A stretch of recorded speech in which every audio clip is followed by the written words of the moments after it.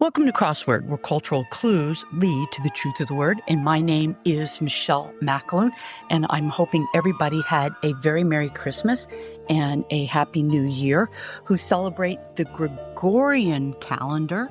For those the Eastern Orthodox who celebrate on the Julian calendar, Christmas is yet to come, and Christmas comes on what we call Epiphany, or January 6th, Three Kings Day. So for the Eastern Orthodox, that is their celebration of Christmas. So I thought it very much appropriate to educate ourselves once again on who the three kings really were and what Epiphany, which is January 6th, is really about. This is an older interview I had with a man named Father Dwight Longenecker, and he has written a book from Regnery history on the three kings. I hope you enjoy this interview. I will have new interviews coming out. I have some great books and great authors for the new year. God bless. Thank you.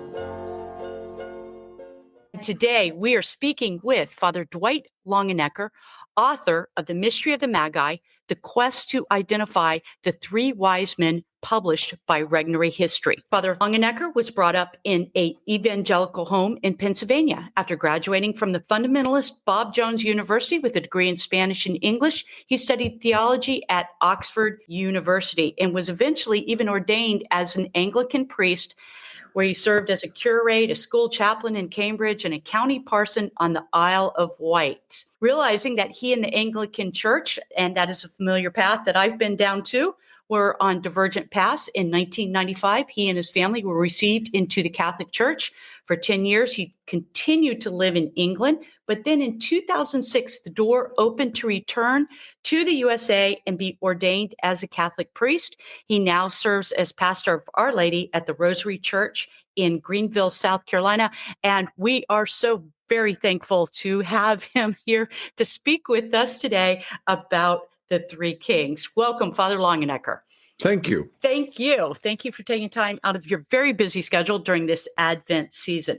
So let's start with the very beginning. Fact or fiction, the three kings. And what we are talking specifically is about the story that comes from the second chapter of the Gospel of St. Matthew. An awful lot of Bible scholars nowadays would like to say that the story of the Magi, as you mentioned, the three kings, is really just a beautiful fairy tale which was invented by the early church long after the birth of Jesus. And you can understand why. It has a lot of fairy tale elements. Mystical kings from a faraway land in the east who follow a magical star on a long and romantic journey across the desert to come and worship this beautiful little baby and present him rich gifts of gold, frankincense, and myrrh. It's a wonderful story, but it's been the story that Matthew tells us in his gospel is actually very simple and does not have a lot of the sort of attachments and some of the embroidery that's been added over the centuries. One of the best parts of your book, actually, in sleuthing through the story and trying to separate the fact from the fiction, is you actually give a very good instruction on how to read the Bible. So taking this story, the gift of the Magi, the three kings, how does it show us how we should read the Bible? Well, one of the things we have to understand is that the Bible has been read by Christians for the last 2,000 years. For a lot of that time, for the first 1,500 years, basically, they were reading it in a comparative state of ignorance about the conditions in the early church, the conditions in Israel, the conditions of Judaism at the time of our Lord's life and birth, life, ministry, death, and resurrection. And so they naturally were reading the Bible through their own cultural, historical situation. Therefore, they read into the stories an awful lot of detail, which aren't actually in the stories, but which help them to make sense of the stories.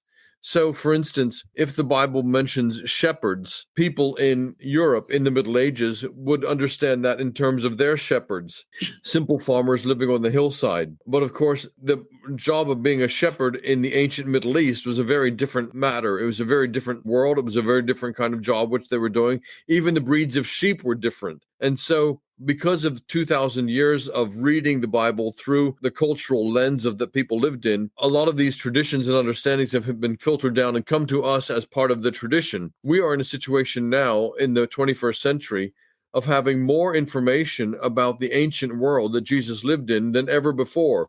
Because of archaeology, forensics, historical research, we now understand more about the politics, the culture, and the time of Jesus than they did all through the Middle Ages. Okay, let me ask you a question. This story happens in the Gospel of Matthew. Why is it important to the story that we understand who Matthew is, who the man or the man or maybe even the amalgamation of people who were Matthew, if that's even correct for me to say, who that was and why that is important to this story? It's important because we can understand who Matthew is. We can understand what his particular context is, what position he's writing from. So it's interesting, for instance, that Matthew records the visit of the Magi to the Christ child, but St. Luke, the other gospel writer who tells us about the birth of Jesus, does not. And this is because Matthew is writing from Judea very soon after the actual events of Jesus' life, death, and resurrection. And therefore, he's dealing with particular issues and particular questions which the early Christians in Judea would have been concerned about. And the Magi story is an important part of that. Okay, one of the big actors in this story is actually the Middle East. And you give such a great description of the Middle East, and you call it the 6-paragraph tour of the Middle East. Can you summarize that really quickly? Because that is really key to understanding this story. Because like the incarnate Jesus Christ, it happens at a specific time, a specific place in human history. Right. In the Middle East, basically, the nation of Israel, or Palestine, as it was then, is right in the middle of the upheavals of various very major civilizations. You have the civilization basically of Babylon or Persia, which is to the east, present-day Iran and Iraq.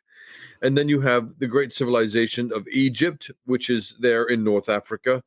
And then you have the competing civilizations of first Greece, and now, and in the time of Jesus' birth, the Roman Empire. And these four great sort of civilizations are jockeying for power. And Jerusalem, the land of Israel, is right in the middle geographically of all these areas. One of the other major players, which a lot of people underestimate, which I bring out in the book, is the nation of the Nabataeans. The Nabataeans are a civilization which are occupying basically the Arabian Peninsula, sections of northeast Africa and Yemen, the area of present-day Yemen. And they are a major trading power, a major economic power, because they're controlling this geographical area. And so they are basically very wealthy traders. They're not a very important political and military power, but they're controlling a huge chunk of the economy of the ancient Middle East because they're controlling the trade routes from Yemen, the ports in Yemen, which were receiving ships coming across the Indian Ocean from India and China and putting their goods onto camel caravans that were going across the Arabian desert to the Mediterranean port of Gaza, from which they unloaded their goods onto ships which went out to the rest of the Roman Empire. You can consider them to be like a major shipping company today or a major trucking company today. They may not have had political power and military power, but they had huge economic power. You know, I've studied some Bible archaeology, and I have to tell you, I am ashamed to say I have never heard of the Nabataeans.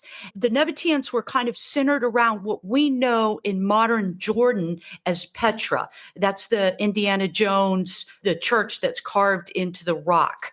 And so this was a group of people that were actually, as you write in the book, they were nomadic, but they became very mixed with the Babylonians, and eventually even the Jewish population. Can you explain how that melting pot actually blends into this story? Yeah, the Nabataeans emerge in the sort of 2nd or 3rd centuries BC as an identifiable group. And they're made up of 3 different groups that, as you just mentioned, the nomadic tribes of the Arabian desert, people like the Edomites and the Midianites, who were descended, they claim descent from Father Abraham. The important power of the Babylonians or the Persians, which are, again, present-day Iran and Iraq, just to the north of the Arabian Peninsula. And then after Jerusalem is conquered by the Babylonians in the 8th century BC, a lot of the Jews flee not only to Babylon, but they also flee to the cities of Arabia.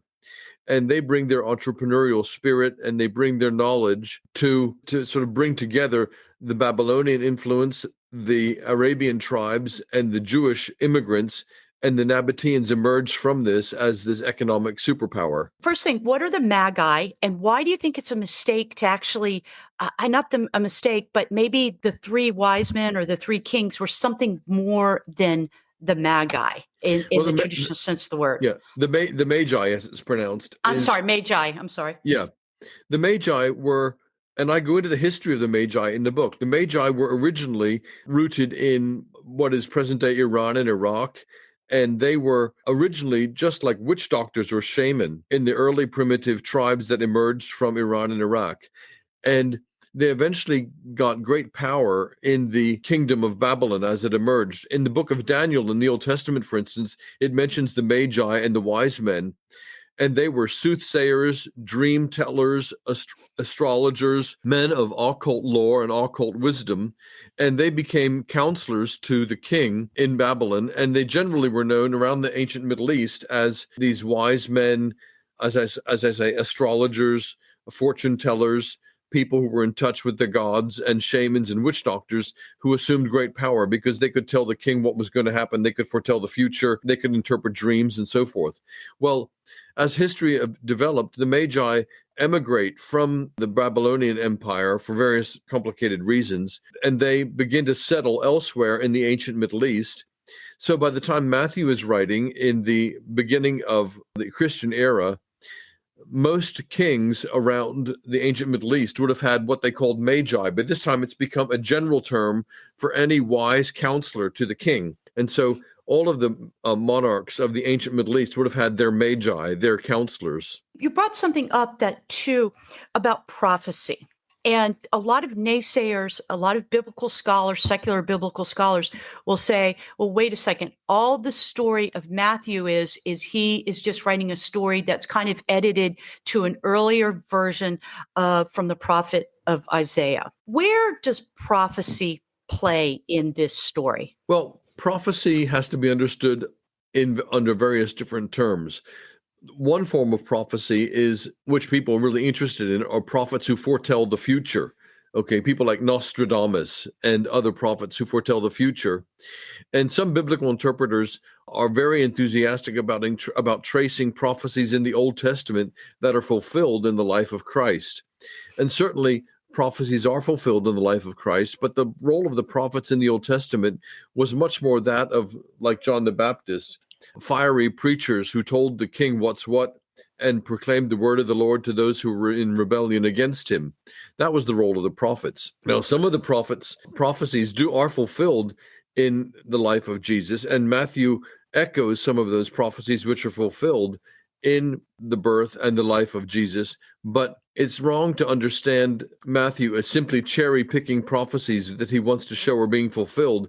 Instead, he is showing that the life of Jesus in the gospel is a fulfillment of the whole Old Testament, not just particular prophecies which he cherry-picks from Isaiah or Jeremiah or the other prophets. Can't ever get away from the politics. But today, yesterday, tomorrow, we can never get away from human politics. At the time of Jesus's birth, what was the politics between Rome? And I know that asking you more of a complicated question, but how this is actually pertinent to the story between Rome, Herod, the Nabataeans. What was going on? What was this ferment that was happening? That's a good question, and it's actually very important because just like politics tends to take predominance over religion in our world, politics then was, of course, very important as well. Basically, you've got Caesar Augustus, who's the first Roman emperor in Rome, and he appoints Herod the Great as his puppet king in Judea. And Herod is actually part Jewish and part Nabataean. Interestingly, his mother was a Nabataean princess, and during some of the turmoil in the political world during the Roman civil wars, during Herod's boyhood and early youth, he was actually brought up in the capital of the Nabataeans at Petra. Jordan, of course, the Nabataeans are the immediate neighbors to Herod just to the east. And so the Nabataeans are dependent on Herod the Great, who controls the strip of land between their territory and the ports that they need to get to at Gaza on the Mediterranean.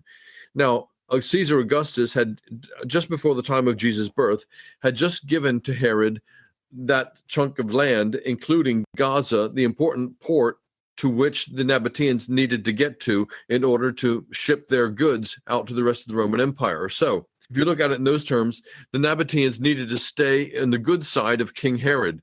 Herod was notorious as a cruel, bloodthirsty, paranoid tyrant, and they wanted to stay in his good books, especially good friends with the Roman emperor. At the same time, the new king in Nabatea, Aretas IV, was very shaky. He had a very shaky claim to the throne of Nabatea and was reliant on Caesar Augustus to validate his claim to his own throne, because he would be another puppet king of the Nabataeans. In your book, you assert that the Nabataeans, the three, or we don't even really know how many, I think that number was never established, but that the people who went to eventually go visit Christ in Bethlehem were actually basically maybe could have been diplomats coming from Nabataean to Herod to try to appease Herod to a certain degree. Yes, my theory is that these Magi were Magi in the court of Aretas IV, the Nabataean king.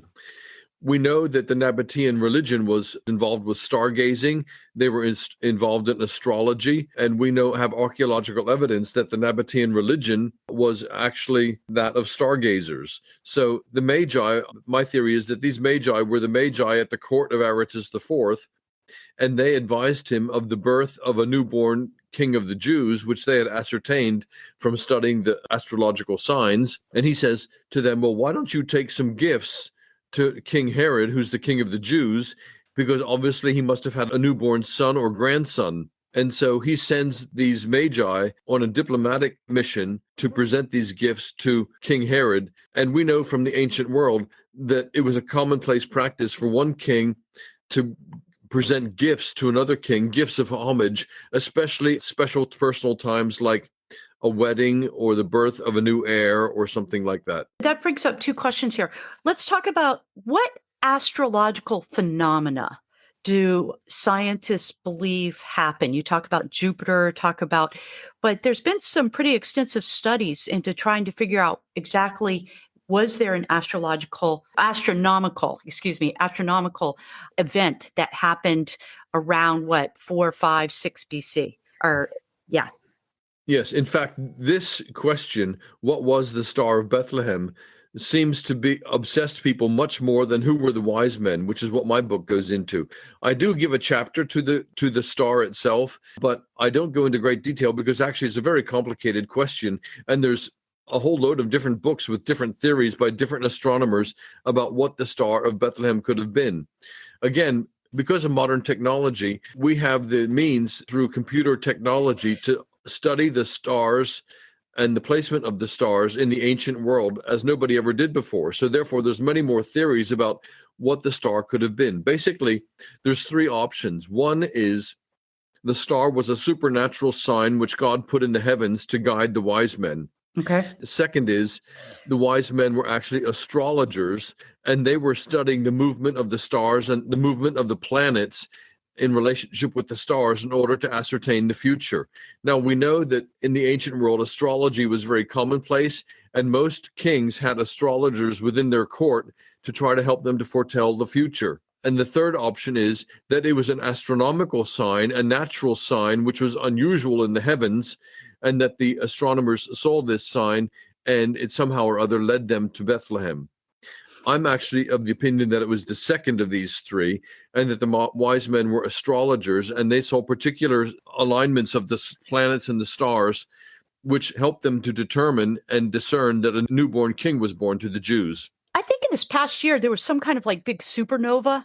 And I remember reading that they believe one of the last times it happened was around this time period. I don't know if there's anything to that. It was something that hit the East Coast. I think it was the perfect alignment of a solar eclipse. Yeah, there are various different theories. All of them, in my opinion, have something going for them, and all of them have something going against them. So It's up to anyone who's interested in this sort of thing to read up on it, but there's a good number of books and good number of articles about what that could have been. Could it have been a supernova? Was it a comet? Was it a particular alignment of stars and planets, which gave astrologers the sign? There's various different theories about that. Let's talk about the frankincense, incense, and myrrh. Gold, frankincense, and myrrh. Tell us a little bit about the history of these gifts and why these gifts are actually significant to the story. You sort of almost answered the question, but these actual material gifts are extremely important and were important to these societies, as you write. I think they're vitally important for trying to understand who the wise men were and where they came from. And to do this, we have to understand a little bit more about the tradition in the ancient world of kings giving gifts of homage to other kings. In the ancient world, we have lots of evidence to say that basically one king or emperor would give gifts to another king, which were gifts of homage. So, for instance, if King George was going to invade King Thomas's territory, King Thomas, to avoid his invasion, would preempt the invasion by giving him rich gifts. Or after King George did invade, he would demand of King Thomas that King Thomas gave him rich gifts of homage, rich gifts showing that he was subjugated by the invasion. So these gifts would take place very commonly, and most usually the kings would give rich gifts which were typical of their country or their territory. So we find, for instance, the rulers in Africa giving gifts of slaves, giving gifts of ebony, giving gifts of ivory, giving gifts which were natural and rich gifts from their particular territory. We find in the ancient world, for instance, that the Arabian tribes would very often give gifts of camels to other kings because camels were one of the things which they bred and which was one of the things which was typical of their territory. Now, gold in the ancient world, the richest and the finest gold was actually mined in the area of southwest Arabian Peninsula. You might remember the stories of the mines of King Solomon. These mines of gold were actually known in the ancient world, and so Arabia was known for having the finest gold in the ancient world. Also, frankincense and myrrh are taken from the sap from bushes which only grow in the Arabian Peninsula and the Horn of Africa, northeastern Africa. So this is the area controlled by the Nabataeans. Therefore, gold, frankincense, and myrrh are rich gifts typical of the Nabataean territory. They controlled the trade in gold, frankincense, and myrrh. Therefore, when they gave the gifts of gold, frankincense, and myrrh, they're indicative of where the Magi actually came from. They came from Arabia. I love this story because I ultimately believe, and I think this is along with the magisterium, that God speaks to us through our reason, through our human reason. So our human machinations, as you talk about it, that we see things in the Bible through our humanity, through our ability to reason. And how you lay this story out and how you lay the history out, it follows such great order and such great plausibility that it speaks to our reason. In researching this story, has it changed your faith at all? In a way, it has. It's strengthened my belief that the gospel accounts are rooted in history and that over the years, we have embroidered the stories and added an awful lot to the stories from our own understanding and our own culture, which are not actually part of the scripture, but that Matthew's account and Luke's account can be relied on as being rooted in real historical events. One of the things that's very interesting in your book, too, you talk about the distortion of the story due to Gnosticism. And Gnosticism, it's kind of magic. It's only certain people have access to information, and the story became distorted because of that. And we still have Gnosticism today as a heresy that is running rampant. It's the cult, the New Age. It's really interesting that it was operative and still operative today in our understanding of reality. It is, and an awful lot of the things which we have assumed about the Magi and about the Christmas story aren't actually in the gospel account. So, for instance, the idea that the wise men followed a magical star step by step across the desert sands, that's a wonderful part of the story, but it's not actually in Matthew's gospel. This invaded the story, was added to the story by Gnostic writers in the 2nd and 3rd century. And some of the stories they told were absolutely fabulous and bizarre. So one of the stories says that the wise men from a faraway eastern land followed a magical burning baby that was burning in the heavens. And this baby provided miracles for them step by step as they went across the desert on their very long journey. And that's where the idea of the magical star that led them step by step across the desert comes from. It doesn't come from Matthew's gospel. He says, the wise men said they saw his star in the east, rising in the east, and then they set off for Jerusalem. It doesn't say that they followed the star step by step to Jerusalem. And the numbers like the 3 wise men, and there's a lot that goes into that. But a lot of that was made up through the centuries. Kind of, you liken it to the Santa Claus figure. It's so different from the original St. Nicholas, came from southern Italy, in Turkey. So, Father Longenecker, I really want to thank you for taking time out of a very, very busy Advent schedule. I would really, really encourage my listeners to get this book. It's a fabulous read, and it's not a hard read. It's very accessible, but it really brings light to the scriptures, and it brings light to this wonderful story that, and actually can be perceived as the truth. What is the truth is much better than the actual story. We've been speaking with Father Dwight Longenecker, author of Mystery of the Magi. So how do I say that, Father? Magi, okay. The quest to identify the 3 wise men, published by the fabulous Regnery History. And we would like to wish you a blessed Advent, Father, and a very Merry Christmas. Thank you for the time. Thank you very much for good questions. Thank you. Oh, good. Thank you. Thank you for good answers. You've been listening to Crossword, where cultural clues lead to the truth of the word. My name is Michelle Macklin, your host. You can listen to my program and other great Catholic radio programming on archangelradio.com. Like Father Longenecker, I am a Twitter bird, and you can find me at Michelle Macklin1 on Twitter.